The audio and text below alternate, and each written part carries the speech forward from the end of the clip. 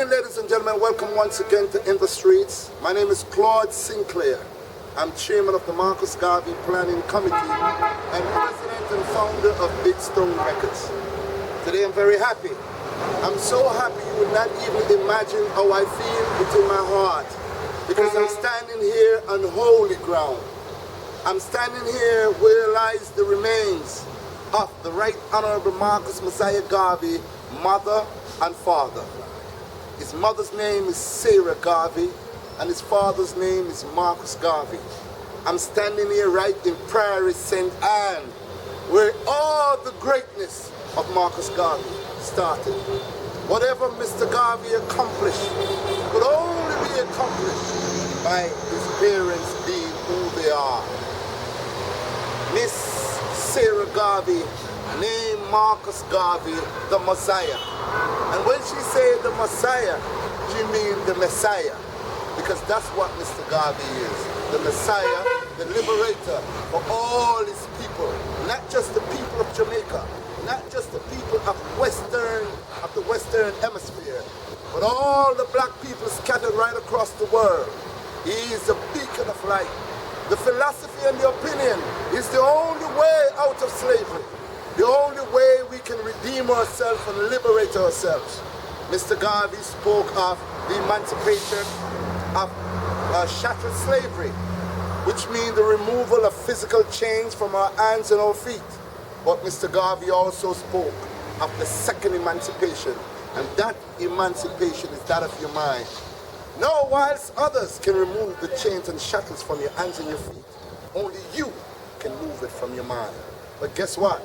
Mr. Garvey has given us the blueprint to move those chains and shackles from your mentality, and to show you that, hey, you can become somebody. You can become self-reliant. You can become self-determined. You can become anything that you want to become. To my left, I'm here with my friend, Wilbert Hines. He is over 70 years old. 74 to be exact. And to my right is Burton Davis, another Garveyite. And to my further right is Mr. Audley Prince. We're surrounded here with people that can give us the rich legacy and the history of these great people that produced the #1 individual on the planet Earth. And that is Mr. Marcus Mosiah Garvey. Ladies and gentlemen, I want you to come close to Mr. Photographer, because you know the train and not that's a train, the vehicles and all the nights that is coming by. I want to speak to you first. Wilbert, how you feel to be standing here on holy ground? What are your feelings going through your mind right now as we speak? Well, Marcus Garvey, he is a good man. I grow up. Right. As a little boy. As a little boy. Yes. I never hear anybody give any bad name. Not at all. Yes.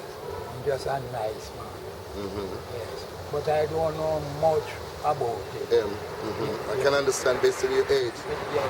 But I was told by Empress Angela that she heard from people, you know, who have all this wealth of knowledge, that Mr. Garvey was such a very wealthy individual. Yes. And he owns many fowls, right? Yes. Yes. And then when all these fowls had eggs, he would just give them away to people. Yes. Just like Marcus Mosiah Garvey, he wasn't a selfish individual. No. He shared everything that they had, and they shared their son to the world. Yes. Wilbert, it is an honor for me to stand here with you, and it is an honor for me to present you to the world.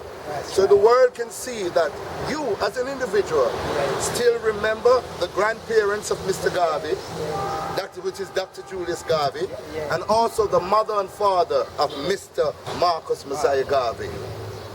I feel good. Yes, yes. Burton Davis, you look like a military man. Talk to me. What are your feelings about, first of all, the parents of Mr. Garvey, and of course, Mr. Garvey himself? How do you feel? Talk to me. Speak about the parents. The parents is an extraordinary character. Yes. They not only was parents, they were teachers, they were guidance angels. Not only for Mr. Garvey, but for others. Yes. Also from Mr. Garvey, he was a man of extraordinary character also. He was a born leader. With God at his side. He always followed the footsteps and the guidance of the Bible. In my opinion, Marcus Garvey was no ordinary human being. He was a man among men. He's a man among men. Yes. Very well said, my brother. Mr. Davis, how old are you, sir? I'm 70 years old. You're 70 years old. Yes, sir. What would you like to say to I mean, you've said so much already, but what else you want to say? I mean, I'm so lost with words, I can't even ask the right words here. Talk the things them. Let the people know what's going on, man. I'm overwhelmed. Marcus Garvey is such an extraordinary person that he's like, say, he's like a jewel beyond value, where everybody would like to own. Let me repeat that. Mr. Garvey, Marcus Mosiah Garvey, is like a jewel with no value. It's priceless. Yes. You cannot put a value on such a great human being. Yes. Continue, my brother. And everybody would like to have a hold at it. And that is the reason why sometimes we may become into some controversy. Like people claim that he was born here or he was born there. Marcus Mosiah Garvey was born in this blessed district of Priory in St. Anne. Unquestionably, there's no doubt. Yes. And of course, later on, before the lighting goes, we want to go back to that yard. Somebody pointed to a yard. Is there a yard close by here? Yes, where they told me that Marcus Garvey born. Where the actual yard of where Mr. Garvey was born. And all those property at that time was Garvey's property. All the properties that were Garvey. Empress Angela told me that she heard, right, that Mr. Garvey, the original Mr. Garvey, owned properties both sides of the streets in Priory. Okay. So they were not poor people. So you see, Mr. Garvey was born into wealth, but he did not think about money. He did not think about going about his own personal business. He took on the problems of over 500 million slaves. And that's what he said. He said, if you ever mess with Africa, look for me in the whirlwind, because I'll be coming armed with over 500 million slaves. What a feelings. Anything else you want to say? Yes. The saying that Marcus Garvey was born at Top Road in St. Anne's Bay is fabricated. Marcus Garvey lived and go to St. Anne's Bay to work at a printing office in front of the courthouse. Okay. And from there he was living at Top Road. Okay. You understand? The man who I believe forwarded his information was the very man who did have him arrested when he was preaching against the oppression of black. Okay, great. You understand? And that man's name was Carpy Rose. He was a Carpy Rose. He was a district constable at that time. Okay. You see? Okay. Well, round the road there in front of Island Dairy, when I was going to school, my grandfather took me and showed me two tombs. Yes. Two tombs. That's where his grandmother no. This is mother and father. Right. But where his grandmother and grandfather buried. What you saying to me? Hold on for a second. Hold on there. What are you saying? Yes. That you can actually take me to where? Yes. The mother and father of Marcus Mosiah Garvey's mother and father. Which is his... Yes. I can't believe this. Okay, let me go on further. And there was an oven there that built by his grandparents. And there was also one at a place up there. Yes. Yes.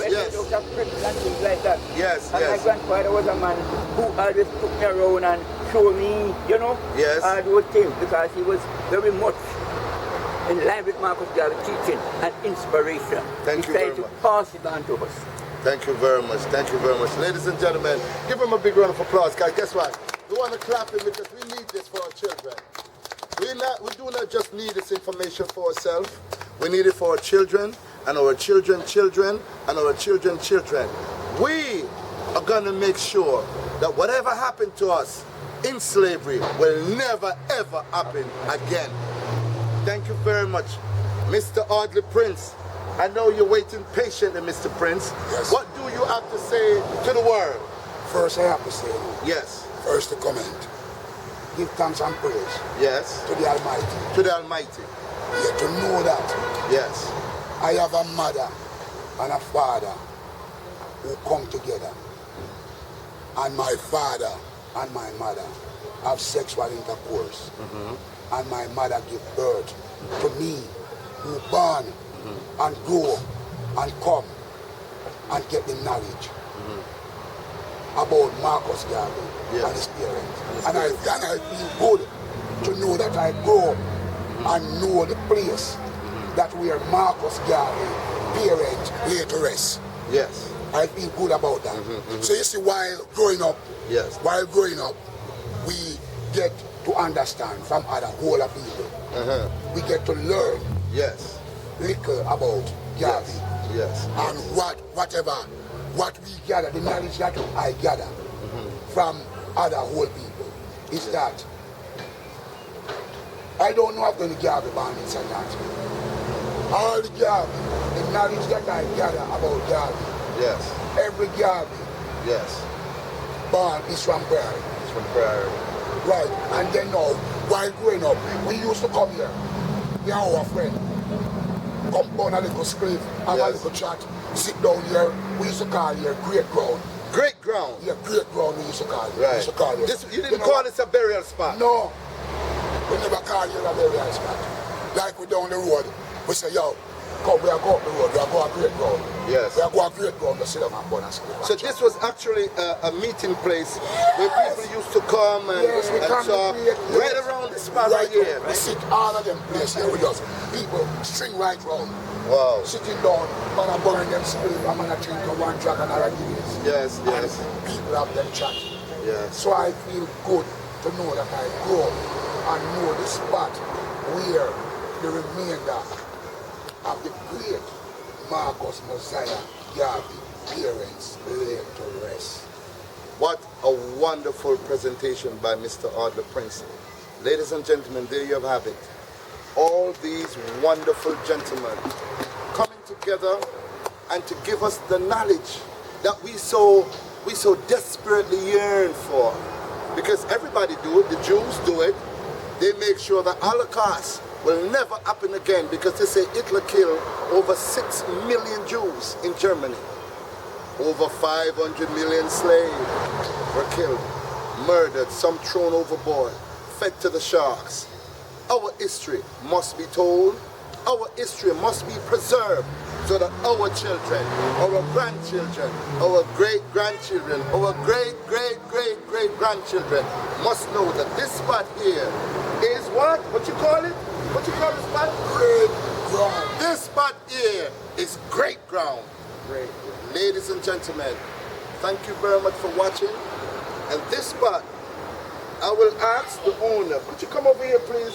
I know you're not dressed for the camera, but this is history. It doesn't matter. Come over here. I'm gonna hug you and bring you this camera. I want you to stand right side of you. Stand right beside me.